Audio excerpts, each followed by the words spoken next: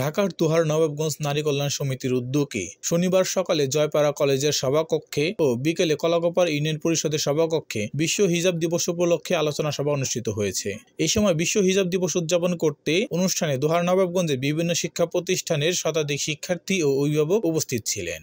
দোহার নবাবগঞ্জ নারী কল্যাণ সমিতির সভানেত্রী মাসুমা বিল্লার সভাপতিত্বে ও অনিকা ইয়াসমিনের সঞ্চালনায় বক্তারা বলেন, আমাদের চারপাশে যদি কোনো হিজাব বিদ্বেষী থাকে তাদের প্রতি স্পষ্ট বার্তা পৌঁছে দিতে চাই। আমাদের দোহার এবং নবাবগঞ্জে হিজাব বিদ্বেষীদের কোনো স্থান হবে না। যদি কোনো শিক্ষা প্রতিষ্ঠান এবং অন্যান্য প্রতিষ্ঠানগুলোতে হিজাব নিয়ে কোনো কটূক্তি মন্তব্য লক্ষ্য করা যায় তাহলে আমরা এর বিরুদ্ধে ঐক্যবদ্ধ আন্দোলন করব। একই সাথে বাংলাদেশ সহ বিশ্বের যে কোনো প্রান্তে আমাদের বোনেরা হিজাবের কারণে বৈষম্যের শিকার হলে আমাদের প্রতিবাদ জারি থাকবে ইনশাল্লাহ।